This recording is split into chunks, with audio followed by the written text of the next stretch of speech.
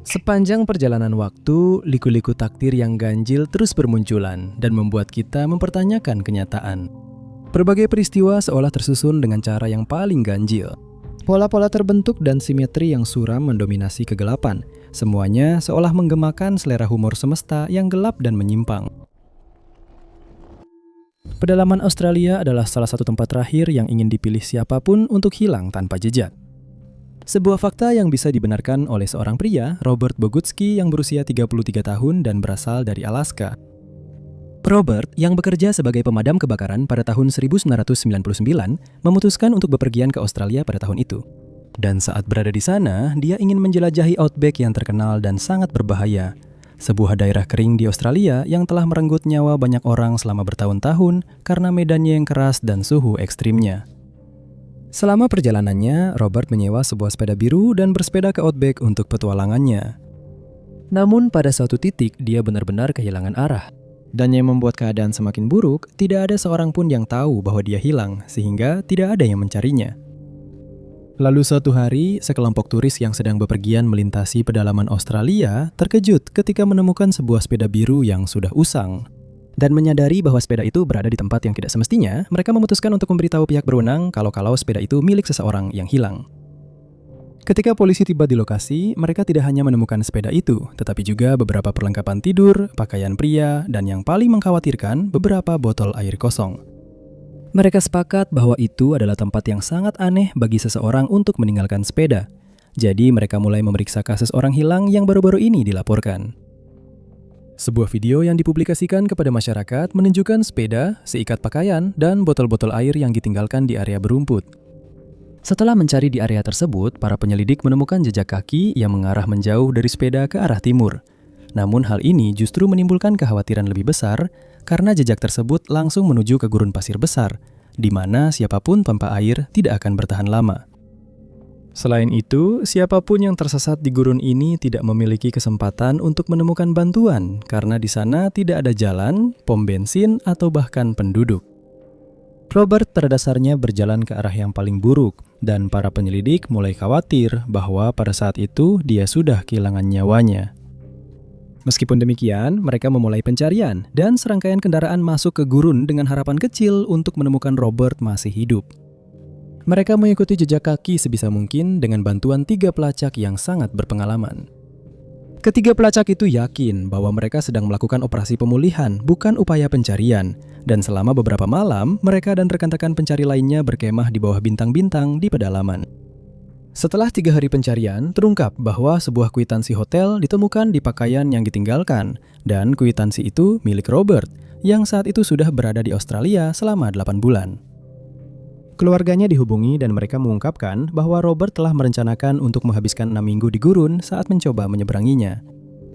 Pencarian diperkuat dengan helikopter, pesawat, personel militer, dan relawan. Namun akhirnya dihentikan dengan asumsi bahwa Robert telah meninggal dunia. Pencarian lanjutan dilakukan oleh tim pencari asal Amerika yang menemukan lebih banyak pakaian milik Robert, alkitabnya, terpal, dan dokumen imunisasinya di Edgar Ranges. Mereka kemudian menemukan tanda yang membentuk kata help di sebuah dataran tinggi dan melihat sebuah panah yang menunjuk ke arah utara. Mengikuti petunjuk ini, hanya dalam hitungan menit Robert berhasil ditemukan. Dia mengalami dehidrasi, linglung, dan hampir kehilangan kesadaran. Tetapi setelah menerima perawatan, dia pulih sepenuhnya dan kembali ke keluarganya setelah 43 hari di pedalaman Australia yang keras. Bayangkan dengan cermat merencanakan dan menyiapkan sistem yang rumit untuk melakukan pembunuhan, hanya untuk digagalkan oleh keputusan target yang secara kebetulan mengubah rencananya. Inilah rasa frustrasi yang akan dirasakan Georg Elser pada tahun 1939. Georg Elser adalah seorang tukang kayu berusia 36 tahun yang tinggal di sebuah kota kecil di Jerman Selatan dan tidak terafiliasi dengan kelompok komunis manapun, juga tidak terlalu berpolitik. Sejarawan mengklaim bahwa Georg Elser memiliki rasa keadilan yang sangat mendalam. Ketika diktator Jerman naik ke tampuk kekuasaan dan kekacauan mulai melanda Jerman, sang pembunuh mulai melakukan tindakan-tindakan kecil sebagai bentuk perlawanan. Tindakan itu diwujudkan dengan cara seperti menolak mendengarkan pidato-pidato yang disampaikan oleh sang diktator. Menjelang akhir tahun 1930-an, kekhawatirannya terhadap dorongan menuju perang telah mencapai puncaknya, dan dia memutuskan bahwa sesuatu harus dilakukan. Elser mulai bekerja membuat sebuah alat peledak yang akan dia gunakan untuk melenyapkan orang yang dia anggap sebagai tiran yang penuh kebencian, kejam, dan brutal. Elser juga harus mengubah taktik perlawanannya dan mulai mendengarkan siaran radio, tetapi hanya untuk mengetahui langkah selanjutnya dari targetnya. Dia mengetahui bahwa sang diktator berencana menyampaikan pidato tahunannya pada tanggal 8 November 1939 di sebuah aula bir di Munich. Acara tersebut diadakan untuk memperingati perjuangan awal yang dihadapi pasukan pada tahun 20-an. Sang pemimpin juga akan menggunakan kesempatan ini untuk mengejek musuh-musuhnya dan membanggakan dimulainya perang. Dalam beberapa minggu menjelang acara ini, sang pembunuh mulai bergerak. Dia merakit dan menanam alat peledaknya di aula, diam-diam tanpa terlihat. Hari acara pun tiba dan bunyi detak pengatur waktunya diredam oleh wadah gabusnya, sehingga tidak terdeteksi saat sang pemimpin mengambil posisi di podium. Para pejabat berpangkat tertinggi yang berdiri di belakangnya dan para penonton setia di depan sama sekali tidak menyadari alat berbahaya yang tersembunyi di dekat mereka. Sang diktator biasanya memulai pidatonya pada waktu yang sama setiap tahun, tetapi kali ini dia sangat ingin segera kembali ke Berlin. Dia ingin bertemu dengan para perencana militernya karena Perang Dunia Kedua baru saja dimulai. Pidato dimulai seperti biasa, tetapi sang pemimpin secara tak terduga mengakhirinya lebih cepat, pergi 13 menit lebih awal. Tentu saja para pembunuh belum mengetahui hal ini. 13 menit kemudian, saat aula dan jalanan masih ramai, bahan peledak itu meledak.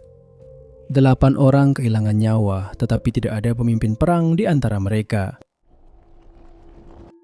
Pada tahun 2014, Shannon Lee Frazier yang berusia 30 tahun menghilang setelah bertengkar dengan tunangannya, Heath Cassidy, di tempat berenang Golden Hole di Queensland, Australia. Saat berjalan di hutan sekitar yang dikenal dengan hewan-hewan berbahaya seperti buaya dan ular, Shannon pergi dengan marah. Heath mencari selama 3 jam sebelum kembali ke kelompok dan menghubungi polisi. Operasi pencarian segera dilakukan, tetapi medan yang sulit menghambat upaya tersebut. Setelah 800 jam pencarian selama lebih dari 15 hari, pencarian dihentikan, dan diasumsikan Shannon telah meninggal akibat serangan hewan liar atau karena terpapar cuaca dan kondisi alam. Namun hanya 1 hari kemudian, petani pisang Brad Finch melihat Shannon muncul dari hutan dekat kolam renang alami itu. Dia mengalami luka bakar matahari yang parah, tetapi merasa lega. Pihak berwenang membawanya ke rumah sakit Enosville. Shannon dilaporkan bertahan hidup dengan meminum air, menangkap ikan, dan sesekali memakan serangga, yang mengakibatkan penurunan berat badan sebanyak 38 pon dehidrasi, serta kaki yang melepuh dan penuh serpihan kayu. Dia mengaku bahwa pikirannya tentang anak-anaknya lah yang membuatnya tetap bertahan hidup. Pada suatu saat, sengatan matahari yang parah memaksanya berendam di sungai selama 3 hari untuk meredakan perih pada kulitnya. Meskipun polisi awalnya menduga bahwa semua itu bisa saja tipuan, kondisi buruk saat dia ditemukan membuat mereka mengurungkan niat untuk menuntutnya. Jefferson Davis yang lahir di Christian County, Kentucky, menjabat sebagai Presiden Negara Konfederasi Amerika selama keberadaannya dalam Perang Saudara Amerika, yang dimulai pada tahun 1861 dan berlangsung selama 4 tahun. Kepresidenan Jefferson ditandai oleh keputusan-keputusan kontroversial, peristiwa-peristiwa penting, tetapi juga dibayangi oleh suatu kebetulan yang tampaknya selalu mengikutinya kemanapun dia pergi, secara harfiah. Pada tahun 1862, dia memutuskan untuk melakukan perjalanan berkeliling wilayah konfederasi, di mana dia akan mengunjungi beberapa pos komando. Perjalanannya akan membawanya ke Virginia, Tennessee, dan Mississippi.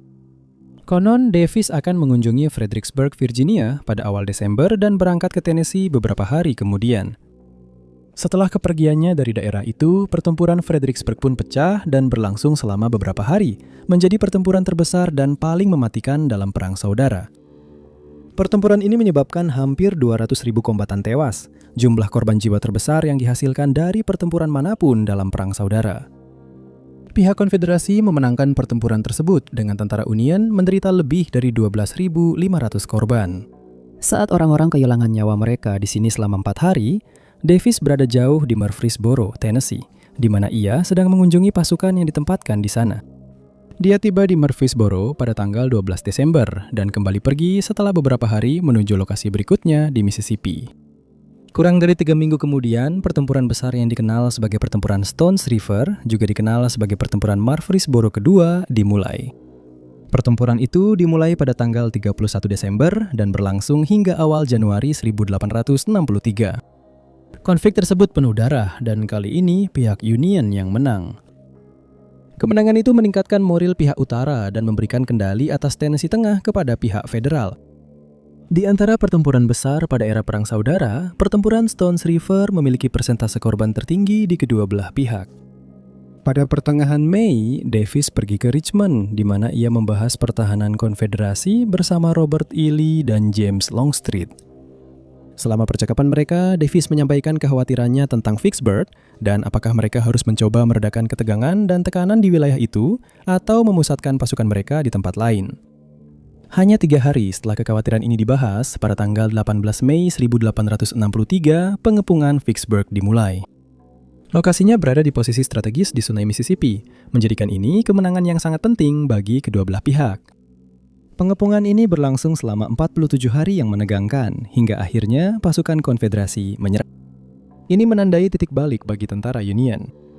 Davis kemudian mengungkapkan keterkejutannya dan kekecewaannya atas kekalahan tersebut. Secara kebetulan yang aneh, dia juga menyampaikan kekhawatirannya tentang Vicksburg dan mempertimbangkan untuk mengirim pasukan ke daerah itu, yang pada akhirnya tidak dia lakukan, hanya untuk melihat pihak Union mengalahkan tentara konfederasi yang ada di sana. Waktu antara setiap kepergiannya dari daerah-daerah ini dan bentrokan yang terjadi setelahnya sering dicatat sebagai hal yang sangat signifikan dalam sejarah militer konfederasi, dan semuanya mengikuti pola kebetulan yang tersinkronisasi dengan cara yang sama. Seseorang hanya bisa membayangkan bagaimana perasaan keluarga dari orang yang hilang ketika diberitahu bahwa orang yang mereka cintai kemungkinan besar adalah korban pembunuh berantai. Inilah yang terjadi dalam kasus yang melibatkan Richard Hutton, seorang pria berusia 21 tahun yang menghilang dari New York pada tahun 1972. Richard dikenal sering berpindah dari satu kota ke kota lain karena menjalani gaya hidup nomaden. Tetapi dia selalu berhasil tetap berkomunikasi dengan keluarganya untuk memberitahu mereka di mana dia berada dan apa rencananya. Pada tahun 1972, Jim memberitahu teman-teman dan keluarganya bahwa dia akan bepergian dari New York ke California, dan mereka mengira dia akan menghubungi mereka setelah dia tiba di sana. Namun, hari demi hari berlalu hingga berbulan-bulan tanpa kabar dari Richard dan keluarganya, akhirnya memutuskan untuk melaporkannya sebagai orang hilang. Para penyelidik melakukan segala upaya untuk melacaknya dan menyebarkan detail kasusnya di daerah-daerah antara kedua kota tersebut. Namun tidak ada yang melapor telah melihatnya. Dan ketika tidak ada informasi lebih lanjut yang bisa ditemukan, semua orang yang terlibat mulai mengkhawatirkan kemungkinan terburuk. Pada saat itu, pembunuh berantai terkenal John Wayne Gacy sedang aktif di California dan melakukan sebagian besar kejahatannya di rumahnya di Norwood Park Township. Diduga bahwa Richard telah melewati daerah ini, sehingga muncul dugaan bahwa dia dan Gacy pernah bertemu dan Gacy mengakhiri hidupnya. Teori ini tampaknya masuk akal karena Richard sering bekerja sebagai pekerja konstruksi dan modus operandi Gacy adalah sering mempekerjakan kontraktor untuk melakukan pekerjaan di rumahnya. Setelah itu, mereka menghilang karena diserang olehnya. Belakangan terungkap bahwa dia mengakhiri hidup setidaknya 30 pria dengan cara ini. Jadi tidak berlebihan untuk menganggap bahwa Richard adalah salah satu korbannya. Karena tidak ada lagi kemajuan dalam kasus ini, keluarga Richard semakin yakin bahwa teori ini benar. Namun, saudara perempuannya Edith menolak untuk kehilangan harapan bahwa suatu hari dia akan ditemukan. Dia yakin bahwa Richard masih hidup dan tidak pernah berhenti mencarinya. Pada suatu waktu di tahun 1990-an, Edith menulis sekitar 400 kartu pos dan mengirimkannya kepada setiap orang di Amerika Serikat yang memiliki nama mirip dengan Richard. Usaha ini gagal menghasilkan petunjuk baru dan nasib Richard tetap tidak diketahui. Lalu, pada tahun 2011, kantor Sheriff Cook County mengumumkan bahwa mereka melanjutkan penyelidikan terhadap kejahatan Gacy dan mereka berusaha mengidentifikasi 8 orang yang telah dibunuhnya. Edith dengan cepat merespons dan dia menjelaskan kasus Richard kepada para penyidik. Dia memberikan sampel DNA-nya kepada mereka dan ketika diuji dengan 8 korban yang belum teridentifikasi, ternyata cocok, yang berarti Richard ternyata bukan korban Gacy. Kantor sheriff memutuskan untuk membantu keluarga Richard dalam pencarian mereka agar mereka bisa mendapatkan sedikit kepastian setelah bertahun-tahun Richard menghilang. Pencarian mereka akhirnya membawa mereka ke daerah pedesaan di Montana. Dan mengejutkan semua orang, Richard ditemukan di sana. Dia sama sekali tidak tahu bahwa dirinya telah dilaporkan hilang, Tetapi dikatakan bahwa dia sangat senang mengetahui keluarganya terus mencarinya, meskipun dia tidak pernah menghubungi mereka dan meyakinkan bahwa dirinya masih hidup dan baik-baik saja. Sebelum permainan lotre dilegalkan di seluruh dunia, warga Amerika Serikat terpaksa terlibat dalam perjudian ilegal. Salah satu perjudian yang menghabiskan banyak uang adalah permainan angka. Para pemainnya sebagian besar berasal dari latar belakang berpenghasilan rendah, sangat ingin dan putus asa untuk memenangkan sejumlah besar uang dengan menghabiskan uang mereka sendiri. Dalam permainan angka, pemain harus bertaruh sejumlah uang di bawah $1 dan memilih sendiri angka 3 digit dari 0 sampai 9. Angka pemenang dalam permainan ini akan diambil dari sumber yang tidak dikendalikan oleh penyelenggara, sehingga memastikan permainan yang adil. Peluang menang jackpot hanya 1/1000. Pemenang akan dibayar 540/1 dan pelari yang menerima taruhan akan menerima 60 unit. Penjudi diyakinkan oleh gagasan bahwa risiko 10 sen bisa menghasilkan $54. Para promotor permainan angka ilegal juga akan menghabiskan banyak uang taruhan untuk membayar polisi agar para promotor itu terlindung dari penangkapan. Pada tanggal 17 September 1958, permainan angka Manhattan diikuti banyak pemain yang bertaruh pada nomor yang sama. Nomor itu adalah 932. Ketika para promotor mengumumkan digit pemenang, banyak orang terkejut mengetahui bahwa nomor yang persis sama ini yang keluar. Akibatnya ribuan orang menang dan para promotor diharuskan membayar masing-masing dari mereka. Alasan mengapa begitu banyak orang memilih nomor ini adalah karena nomor tersebut sering muncul di surat kabar pada waktu itu dan karena alasan yang tragis. 2 hari sebelum nomor taruhan dipasang, salah satu bencana kereta api paling tragis dalam sejarah New Jersey terjadi. Pada tanggal 15 September 1958, sebuah kereta komuter bertenaga diesel sedang melaju di Central Railroad. Kereta itu berangkat dari Bay Head dan menuju ke Jersey City. Untuk sampai ke sana, kereta harus melewati jembatan angkat Newark Bay dengan 4 jalur. Di titik inilah, dalam rute tersebut, bencana itu terjadi. Setelah melewati lintasan sepanjang 1,5 mil, kereta seharusnya melambat hingga 22 mil per jam. Namun kenyataannya, kereta melaju 2 kali lipat dari kecepatan itu. Menambah ketegangan pada situasi yang sudah mencekam ini, dan tanpa sepengetahuan para penumpang di dalam kereta, jembatan angkat yang mereka lewati saat itu sebagian telah dibuka untuk memungkinkan kapal keruk melintas di bawahnya. Sinyal telah dinyalakan terlalu lambat dan upaya untuk menghentikan kereta itu sia-sia.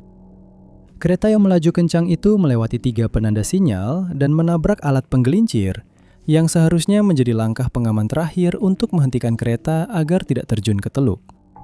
Sayangnya alat otomatis ini juga gagal dan 2 lokomotif terjun ke perairan keruh 40 kaki di bawah, diikuti tak lama kemudian oleh 2 gerbong.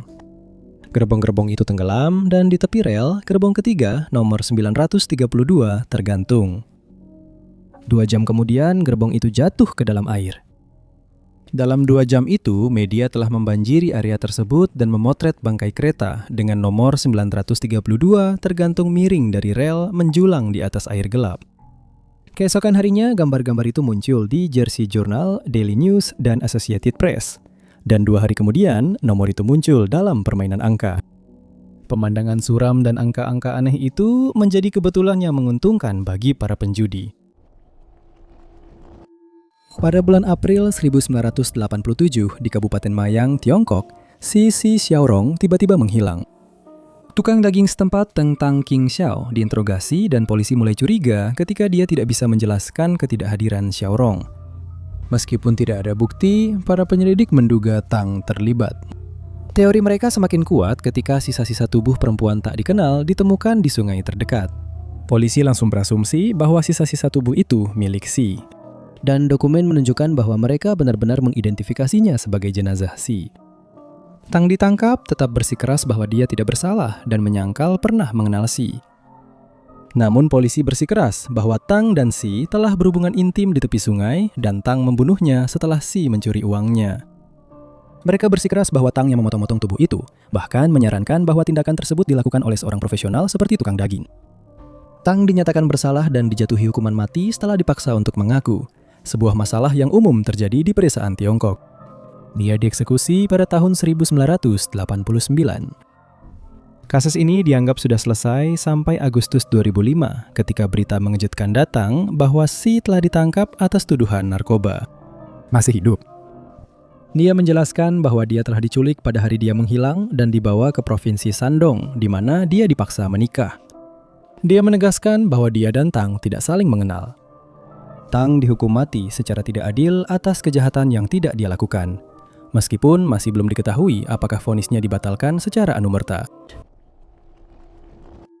Rutherford B. Hayes, Presiden ke-19 Amerika Serikat, adalah orang yang mengakhiri masa rekonstruksi pasca Perang Saudara di wilayah selatan.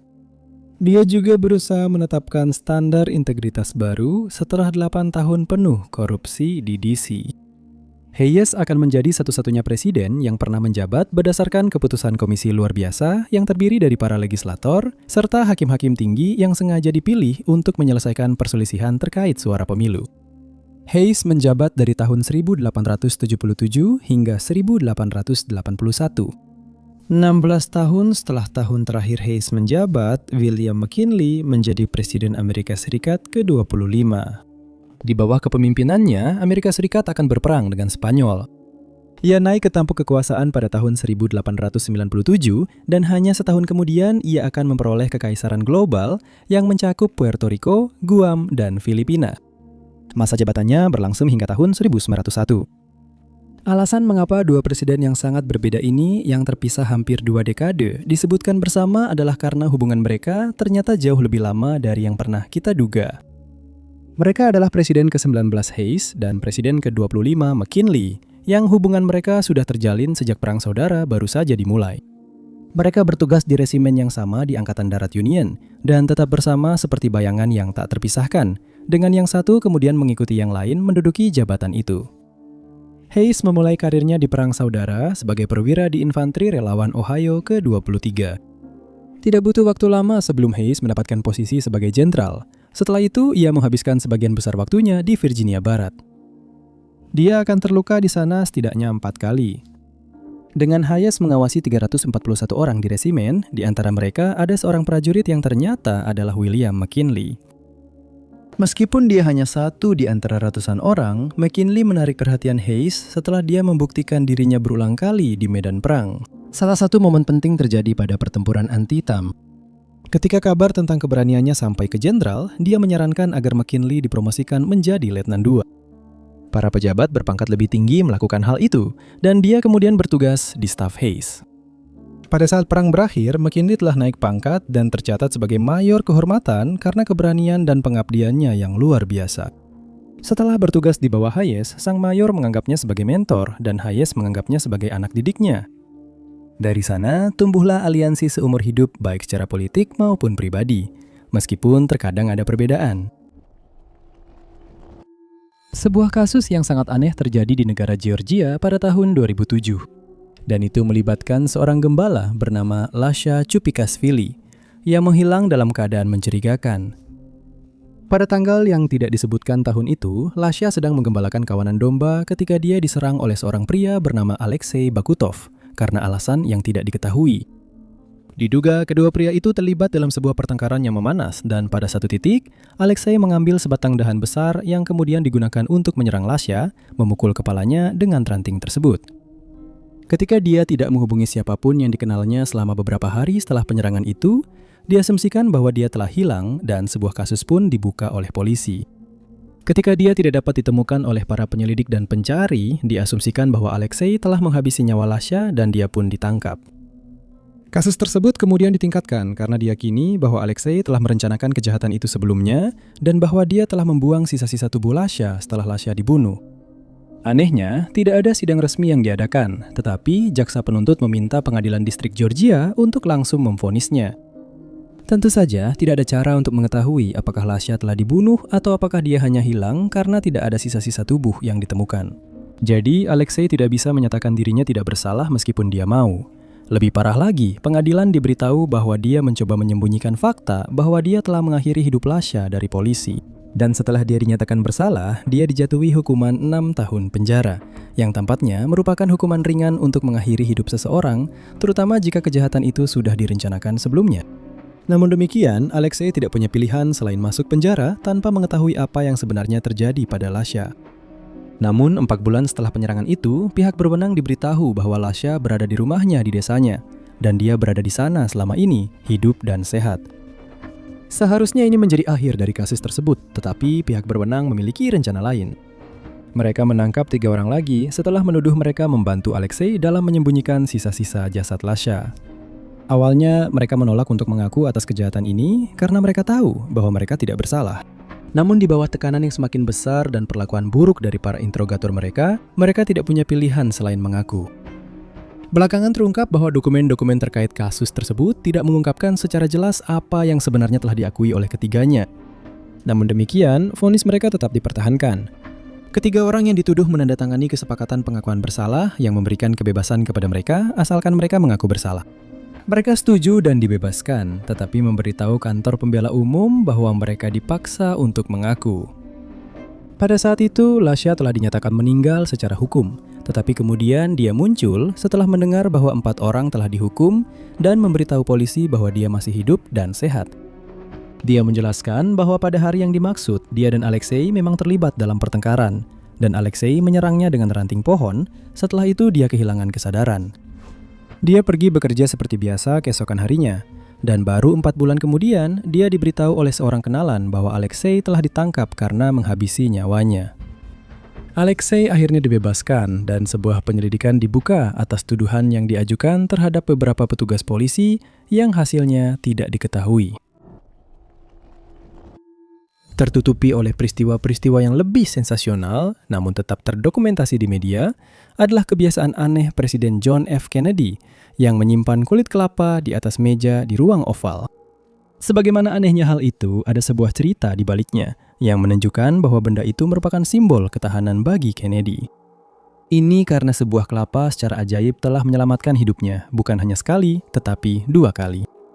Itu terjadi pada dini hari tanggal 2 Agustus 1943. Bergerak di perairan itu adalah kapal patroli torpedo Amerika nomor 109. Tiba-tiba, sebuah kapal perusak Jepang muncul.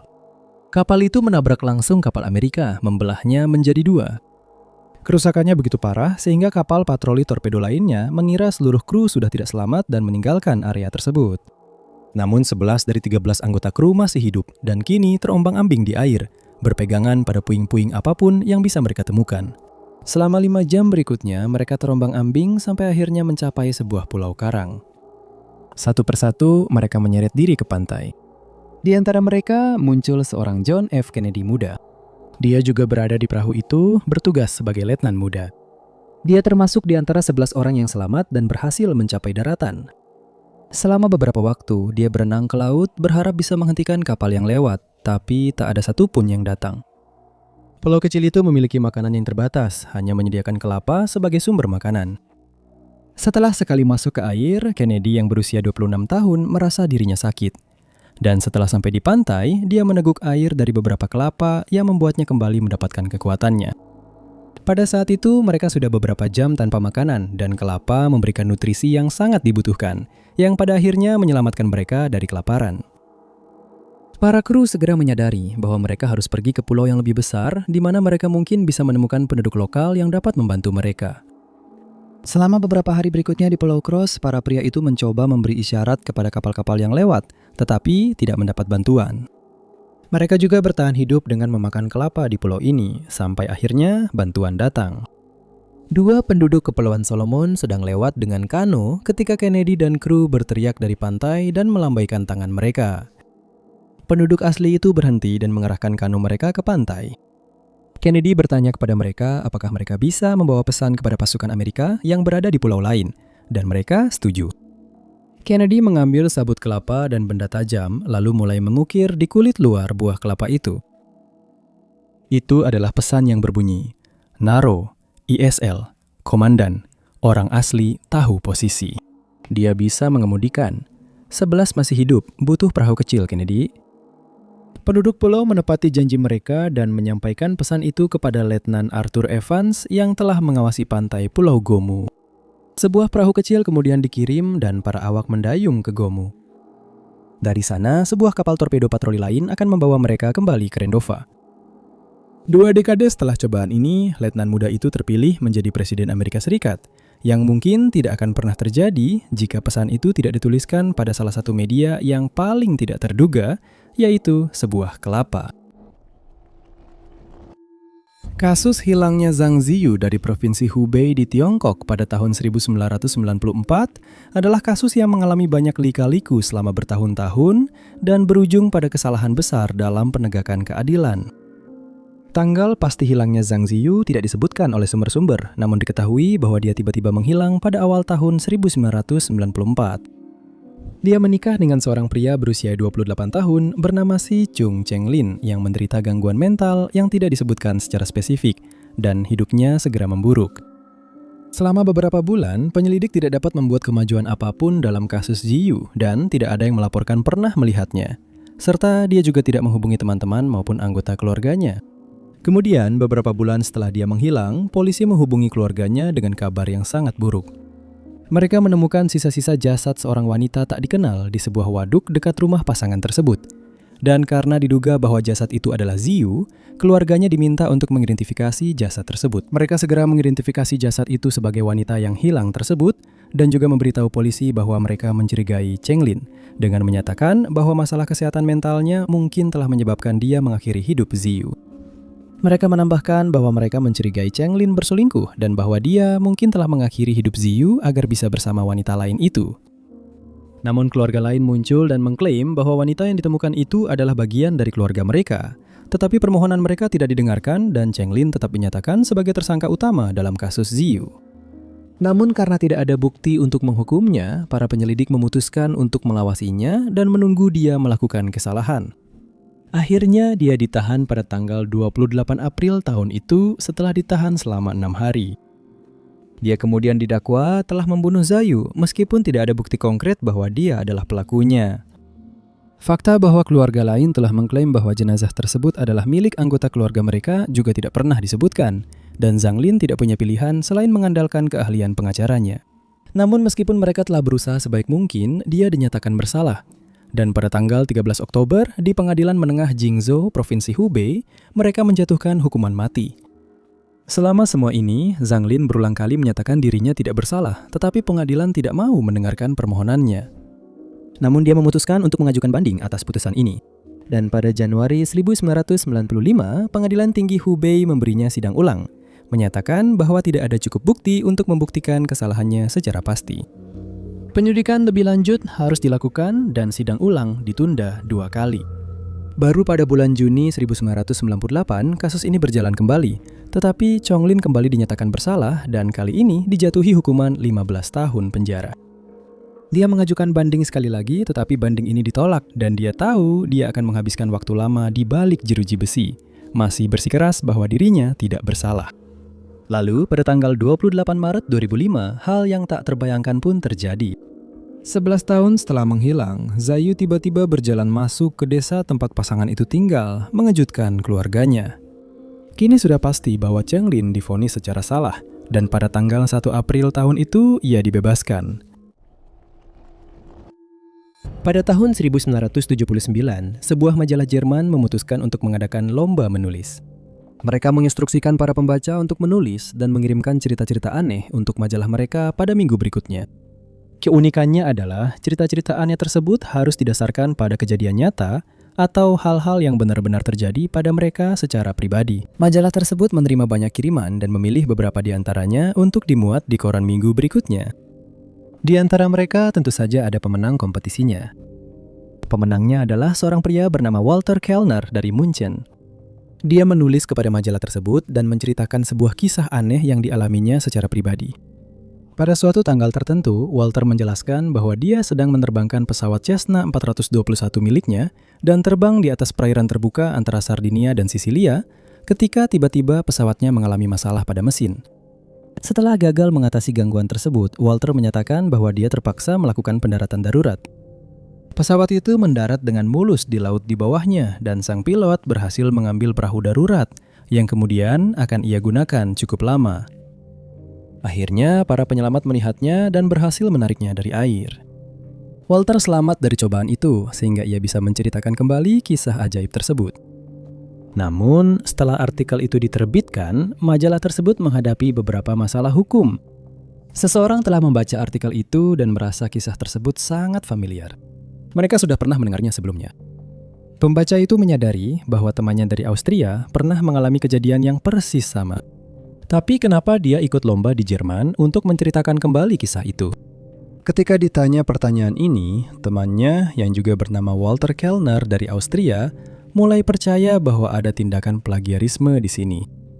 Dia menulis surat ke surat kabar itu dan memberitahu mereka bahwa siapapun yang menulis cerita itu telah mencurinya darinya karena dia mengalami hal yang persis sama. Surat kabar itu menyelidiki klaim tersebut, namun justru menemukan sebuah kebetulan yang luar biasa.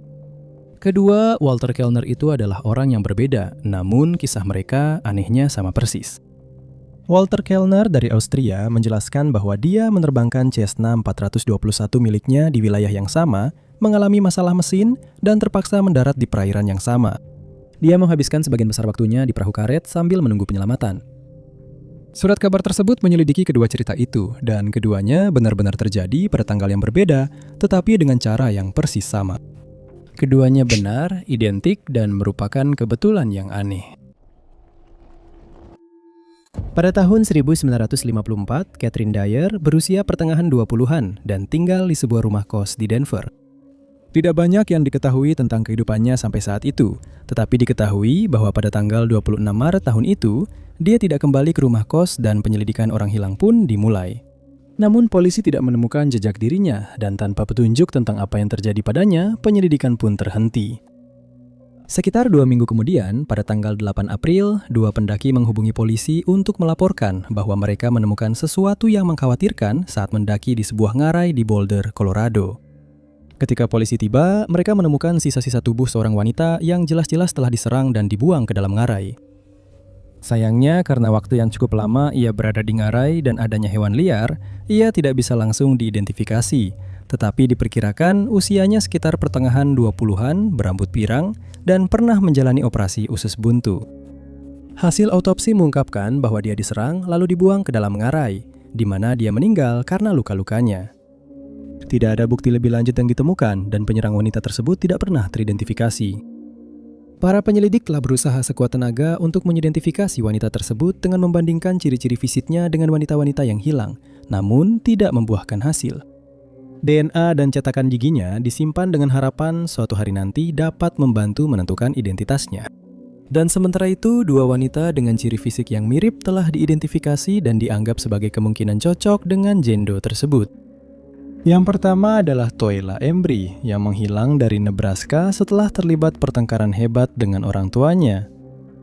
Dia baru dilaporkan hilang setahun kemudian dan kemudian diduga bahwa dia melarikan diri ke Los Angeles untuk menjauh dari ayahnya yang suka melakukan kekerasan. Yang kedua adalah Catherine Farron Dyer. Terungkap bahwa dia tinggal di rumah kos tersebut saat menjalani proses perceraian yang dipicu oleh terbongkarnya perselingkuhannya dengan pria lain yang membuatnya hamil. Suaminya saat itu langsung mengusirnya dari rumah mereka, membuatnya terlantar karena pria yang menjadi selingkuhannya juga sudah menikah. Dia menolak untuk merawat Catherine dan anaknya, dan peristiwa-peristiwa ini sangat mempengaruhi kondisi mentalnya. Ketika dia tidak kembali ke rumah kos, orang-orang mengira dia memutuskan untuk melanjutkan hidupnya, tetapi polisi terus mencarinya tanpa hasil. Pada satu titik, suaminya sempat disebut sebagai tersangka atas hilangnya dia, tetapi akhirnya terbukti bahwa dia sama sekali tidak tahu apa yang terjadi padanya.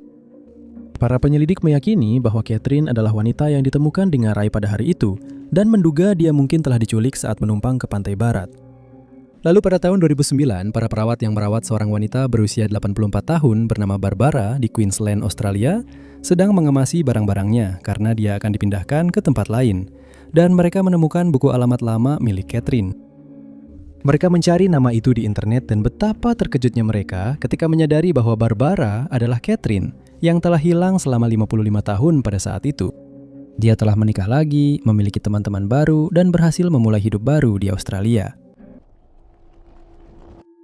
Pada masa Perang Saudara Amerika, seorang tokoh terkenal naik pangkat hingga menjadi pemimpin militer konfederasi. John Brown Gordon belum banyak mencapai apa-apa selama 29 tahun pertama hidupnya. Dia bersekolah di Universitas Georgia tetapi tidak lulus. Dia juga meninggalkan praktik hukumnya untuk mengembangkan tambang batubara di ujung barat laut. Gordon tidak memiliki pendidikan dan pengalaman militer, tetapi ketika terpilih sebagai kapten kelompok pendaki gunung, kemampuannya mulai terlihat. Dia naik pangkat dari kapten menjadi brigadir jenderal, lalu menjadi mayor jenderal, kemudian letnan jenderal. Gordon hadir di banyak pertempuran perang saudara dan kemudian menjadi seorang pahlawan. Ternyata pemimpin militer itu tidak benar-benar minim pencapaian seperti yang semula terlihat. Selain menjadi pemimpin yang sukses, Gordon punya satu prestasi lain, seolah punya 9 nyawa. Tokoh era perang saudara ini berhasil selamat dari beberapa upaya pembunuhan terhadap dirinya, salah satunya hanya karena keberuntungan semata. Di sebuah jalan pertanian yang cekung di Maryland, dia terbaring di tanah, padahal beberapa saat sebelumnya dia berdiri tegak, penuh kebanggaan, dan menggunakan suaranya yang lantang untuk membakar semangat infanteri Alabama ke-6. Dia berdiri di sana berteriak kepada pasukan dengan luka-luka akibat peluru nyasar di 2 anggota tubuhnya. Darah mengalir dari 2 lubang di kaki kanannya dan lebih banyak lagi mengalir di lengan kiri serta bahunya.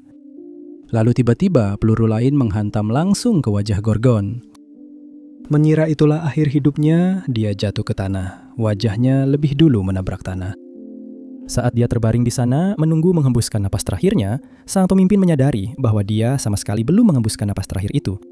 Ternyata lukanya tidak fatal dan tidak mengenai otaknya maupun pembuluh darah utama. Namun yang bisa saja mematikan adalah jika dia tenggelam dalam darahnya sendiri.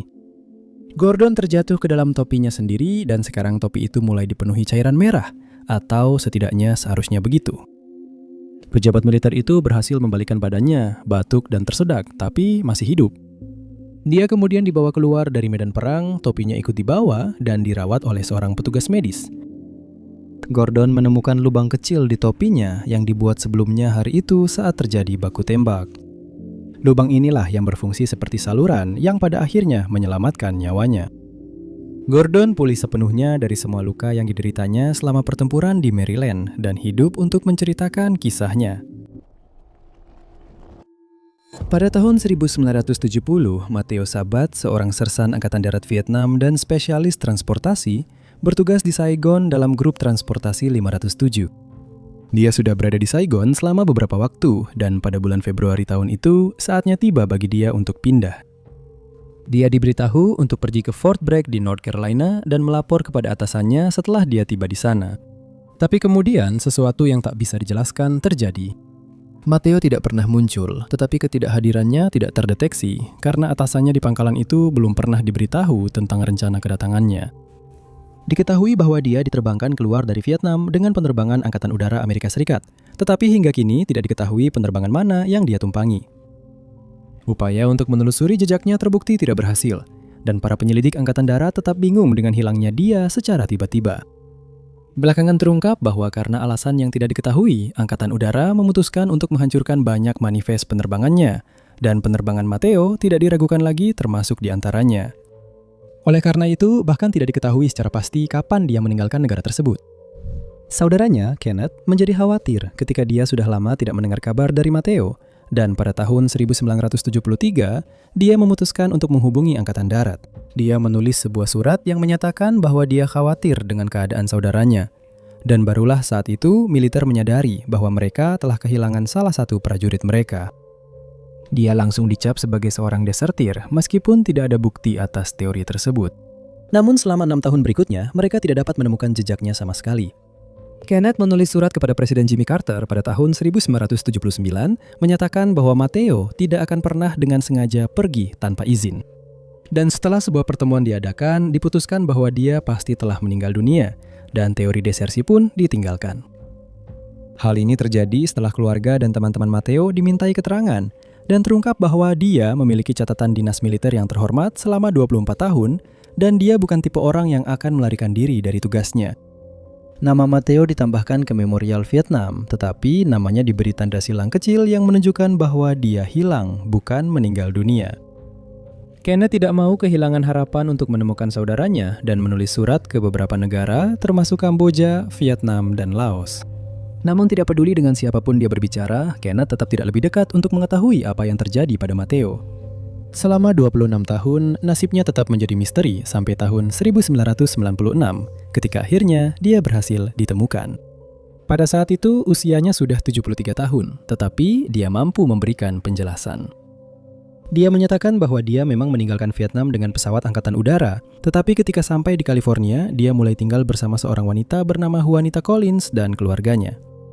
Dia membantu merawat ibu dan saudara laki-laki Juanita yang keduanya sangat sakit, dan tak lama kemudian dia mengganti namanya menjadi Robert Fernandez.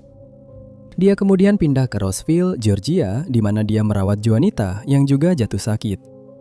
Pada tahun 1996, dia pergi ke kantor jaminan sosial Chattanooga untuk mengajukan tunjangan, tetapi dia harus menggunakan nama aslinya. Akhirnya, Kenneth diberitahu bahwa saudaranya masih hidup. Pada awal tahun 1940-an, seorang wanita muda dari Ottawa, Kanada, melahirkan 2 orang putra. Untuk alasan yang tidak sepenuhnya diketahui, keduanya kemudian diasuh oleh Children's Aid Society, di mana mereka akan dimasukkan ke dalam daftar adopsi. Saat masih kecil, salah satu dari anak laki-laki itu diadopsi dan diberi nama Ron Cole. Dia tetap tinggal di Ottawa bersama keluarga Cole selama sebagian besar masa kecilnya. Namun, ketika ia beranjak dewasa, Ron memutuskan untuk pindah dari kota asalnya. Dia kehilangan kontak dengan banyak teman masa kecilnya dan menjadi seorang petani. Setidaknya 2 dekade kemudian, rasa penasaran begitu menguasai pria itu yang kini berusia 40-an hingga ia mulai mencari keluarga kandungnya. Dia mulai mencoba mencari ibu kandungnya hanya untuk mengetahui bahwa ibunya sudah meninggal. Tak gentar dengan hal ini, ia segera mengetahui bahwa ia juga memiliki seorang saudara laki-laki dan seorang saudara perempuan, dan pencarian untuk menemukan mereka akan berlanjut selama 25 tahun berikutnya. Sebagai bagian dari upaya pencariannya, Ron menghubungi sebuah kelompok relawan yang dikenal sebagai Parent Finders Ottawa. Selama bertahun-tahun, organisasi tersebut telah fokus pada kasus ini, menelusuri catatan, dokumen, dan DNA saat mereka mencoba menemukan saudara kandung yang hilang. Baru pada tahun 2013, upaya ini akhirnya membuahkan hasil. Pada tahun itu, organisasi tersebut berhasil mengidentifikasi salah satu saudara kandung, yaitu saudara laki-laki Ron. Setelah mendapatkan detail kontak Duncan, dia mengetahui bahwa saudara laki-laki kandungnya tinggal di Guernsey di Selat Inggris. Nama Duncan Cumming terdengar sangat familiar bagi Ron sehingga dia merasa harus menemuinya, dan tidak ada yang menyangka apa yang terjadi selanjutnya. Nama itu terdengar familiar baginya karena Duncan Cumming adalah teman masa kecil Ron Cole. Keduanya pernah bersekolah dasar bersama dan berteman selama sebagian besar masa sekolah mereka. Sebuah gambar hitam putih dari 2 anak laki-laki, satu memegang bola pantai dan yang lain mengenakan topi bisbol di sebuah pantai di Ottawa, menjadi bukti persahabatan mereka. Yang memegang bola adalah Ron, yang satunya adalah Duncan. Mereka adalah teman baik sampai mereka berusia 13 tahun ketika Ron pindah ke Saskatchewan dan Duncan pindah ke Guernsey. Kedua anak laki-laki itu tidak mengetahuinya saat itu. Tapi mereka bukan hanya teman, mereka adalah saudara yang meskipun terpisah sejak lahir tetap berhasil tumbuh bersama dalam sebuah kebetulan yang aneh. Bintang pop terkenal Duffy, yang nama aslinya adalah Amy Ann Duffy, merilis album debutnya yang berjudul Rock Fairy pada tahun 2008, dan album itu mendapat sambutan yang sangat baik. Album itu terjual 9 juta kopi di seluruh dunia, dan pada saat album keduanya, Endlessly, siap dirilis, dia sudah menjadi seorang bintang. Namun para penggemar menyadari sesuatu yang aneh di tahun-tahun antara kedua perilisan album tersebut. Selama beberapa waktu setelah Rock Fairy dirilis, dia tampaknya mengasingkan diri karena tidak terlihat di depan umum, dan orang-orang mulai berspekulasi bahwa dia sedang menghadapi beberapa masalah pribadi. Pendapat ini bisa dimengerti karena menurut manajernya, Duffy merasa kewalahan dengan tingkat kesuksesannya setelah tumbuh di sebuah desa kecil di Wales, lalu tiba-tiba menjadi bintang pop dunia. Namun kenyataan yang terjadi padanya jauh lebih menakutkan. Dan dalam sebuah postingan yang dia buat di situs webnya, Duffy menjelaskan mengapa dia absen begitu lama. Meskipun dia tidak menyebutkan kapan cobaan itu dimulai, dia mengungkapkan bahwa semuanya bermula pada hari ulang tahunnya, tak lama setelah album debutnya dirilis. Pada hari itu, dia sedang makan malam di sebuah restoran, dan saat di sana, seseorang memasukkan zat terlarang ke dalam minumannya. Dia kemudian diculik dan dijaga dalam keadaan dibius selama sebulan penuh. Dan ketika dia akhirnya mulai sadar, dia menyadari bahwa dirinya berada di negara asing. Hal pertama yang dia ingat adalah sadar di bagian belakang sebuah mobil. Dia kemudian dibawa ke sebuah hotel oleh penculiknya yang sering kembali ke kamar untuk menyerangnya. Dia takut akan nyawanya dan tidak punya pilihan selain mengikuti perintah pria itu, seperti hanya diizinkan berjalan di belakangnya. Pada suatu titik, dia sempat berpikir untuk melarikan diri dari kamar hotel saat pria itu tidur. Tetapi, dia tidak punya uang untuk pergi ke kota berikutnya dan khawatir pria itu akan mengakhiri hidupnya jika dia tertangkap. Lalu, tanpa alasan yang jelas, pria itu mengatakan kepadanya suatu hari bahwa mereka akan pulang naik pesawat. Mereka naik pesawat dan kembali ke Wales. Setelah itu, penculik membawa Davy ke rumahnya. Namun setelah sampai di sana, dia terus memberinya obat penenang selama sebulan lagi, mengancam akan mengakhiri hidupnya beberapa kali. Pria itu akhirnya pergi dan penyanyi tersebut curhat kepada seorang polisi wanita setelah salah satu temannya menemukannya di rumah dalam keadaan linglung dan bingung, serta setelah seseorang yang dekat dengannya mengancam akan mempublikasikan penderitaannya dalam sebuah skema pemerasan. Meskipun dia menolak untuk menyebutkan nama penculiknya dan negara tempat dia ditahan, dia telah memberikan informasi ini kepada polisi. Namun, tidak ada informasi yang dipublikasikan, kemungkinan karena penyelidikan masih berlangsung. Carl Jung adalah seorang psikolog dan psikiater asal Swiss serta pendiri psikologi analitik.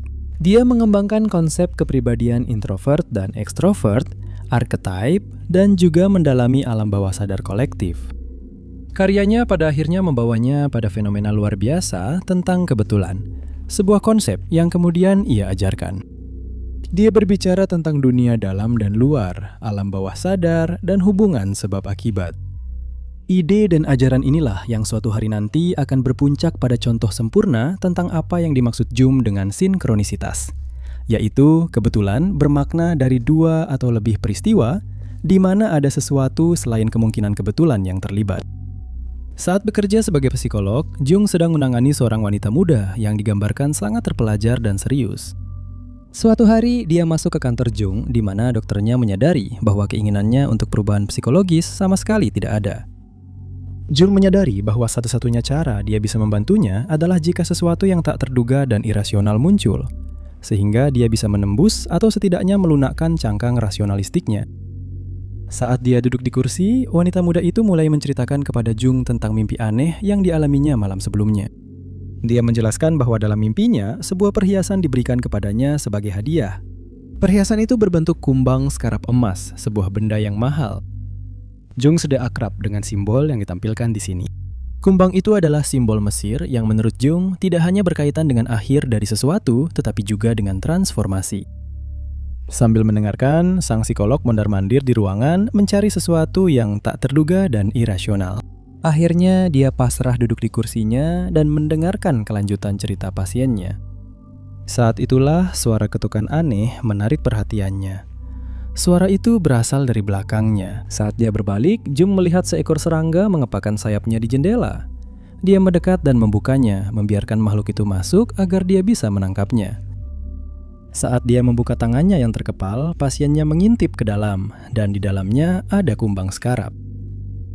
Meskipun warnanya berbeda dari yang dia lihat, kumbang itu adalah analogi yang paling mendekati dengan cerita wanita muda itu. Bukan hanya simbol, mimpi itu sesuai dengan transformasi yang diinginkan Jung untuk pasiennya, tetapi juga terwujud secara fisik, di mana dunia batin menjadi dunia luar. Selain itu, sang psikolog mendapatkan apa yang diharapkan, yaitu sesuatu yang tak terduga dan irasional. Kumbang mawar memang umum ditemukan pada saat peristiwa ini terjadi. Namun yang tidak biasa adalah ruangan tempat Jung dan pasiennya berada itu gelap. Mencoba masuk ke ruangan yang remang-remang dianggap tidak lazim untuk spesies tersebut. Seolah-olah makhluk itu datang ke sana dengan suatu tujuan. Yang lebih sinkron lagi adalah kenyataan bahwa peristiwa ini terjadi pada orang yang sedang mengembangkan istilah dan pemahamannya. Ketika melihat kumbang itu, pasien tersebut sangat terkejut dan kini mendengarkan dokternya yang tampak seperti seorang pesulap setelah menghadirkan Schaeffer untuknya. Pertahanannya runtuh dan bahkan memungkinkan Jung menemukan contoh pendukung untuk konsep archetype dan unus mundus miliknya guna menjelaskan semuanya. Ada banyak sosok yang mendominasi masa lalu kita.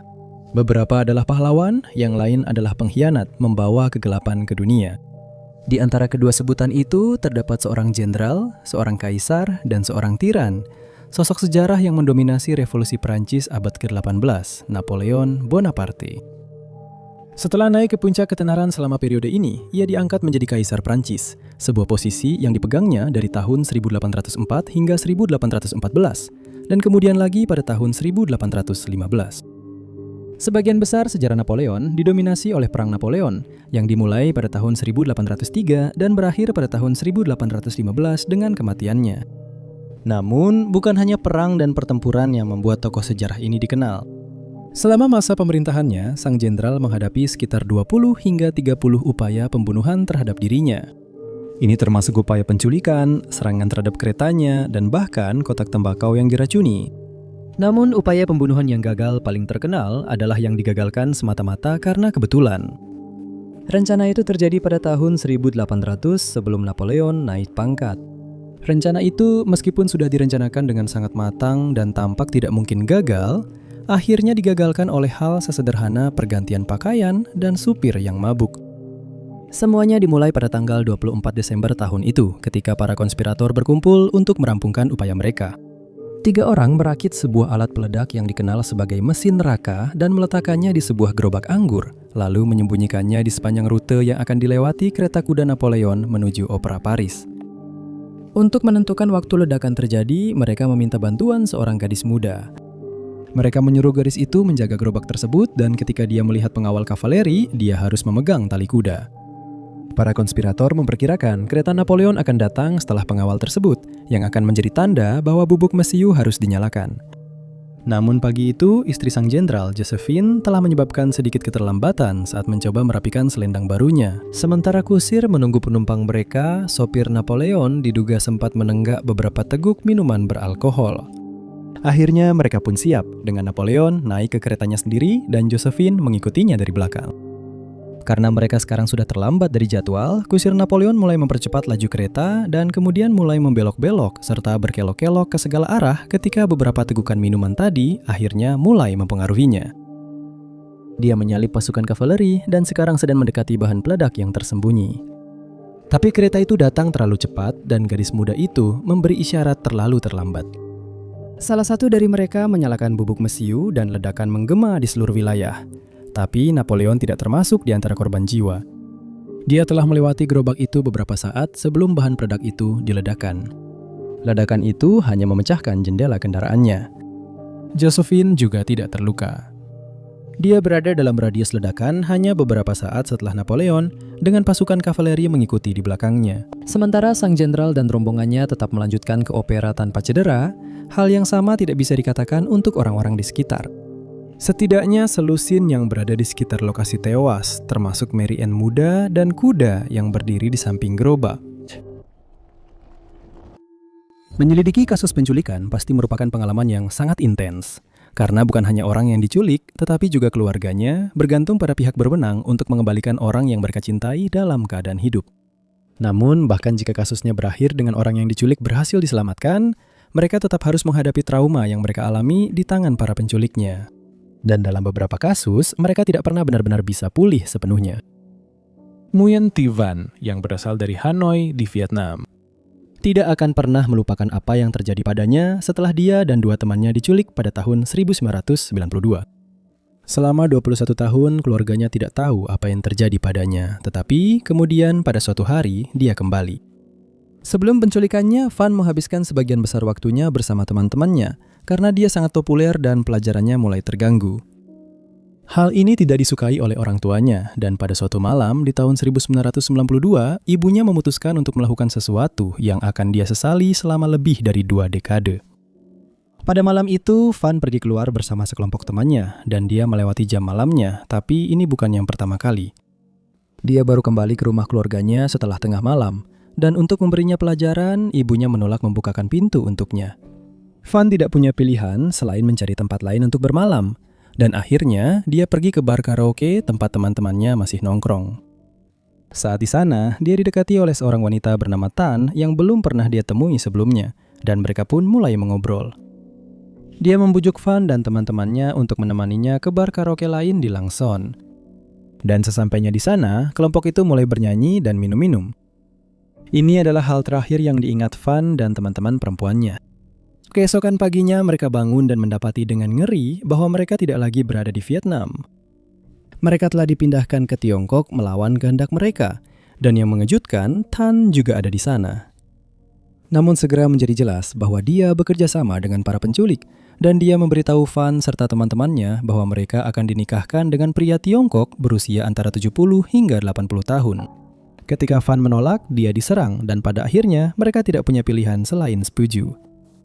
Fan akhirnya menikah dengan seorang pria berusia 40 tahun karena ketakutan, dan setahun kemudian dia hamil. Awalnya dia tidak tahu di mana dirinya berada karena matanya ditutup saat dibawa ke rumah pria itu. Tetapi seiring waktu, dia berhasil mengetahui bahwa dia berada di provinsi Guangdong. Dia mencoba melarikan diri 3 kali, tetapi setiap kali tertangkap dan dipukuli dengan parah. Namun dia berhasil berteman dengan seorang sopir truk asal Vietnam yang bekerja di sebuah pertanian terdekat. Dan setelah mendengar ceritanya, pria itu memutuskan untuk membantu. Dia dan 4 sopir truk lainnya berhasil menyelundupkan Fan keluar dari rumah itu dan membawanya ke salah satu truk yang sedang mengangkut babi. Setelah mereka berada sekitar 40 mil dari rumah itu, dia menurunkan Fan dari truk dan memanggil taksi. Dia dan para sopir truk lainnya tetap bersama Fan, sementara keempat sopir lainnya bertindak sebagai pengawalnya. Akhirnya, Fan dan supir truk itu melanjutkan perjalanan berdua saja, mengemis makanan dan uang untuk bertahan hidup selama sekitar 3 bulan. Lalu, suatu hari, seorang sopir taksi merasa iba kepada mereka dan mengantarkan keduanya melintasi perbatasan tanpa biaya. Sekarang sudah 21 tahun sejak Fan menghilang, dan luar biasa, dia tidak sengaja bertemu pamannya saat kembali ke Hanoi. Pada saat itu, Fan telah dinyatakan meninggal secara hukum, dan keluarganya sangat gembira mengetahui bahwa dia masih hidup. Terima kasih banyak sudah menonton. Jika kalian menyukai video ini, jangan lupa tekan tombol suka. Juga jangan lupa untuk berlangganan dan klik lonceng notifikasi agar tetap update dengan semua unggahan kami berikutnya. Nama saya Top 5 Announce dan sampai jumpa di video berikutnya.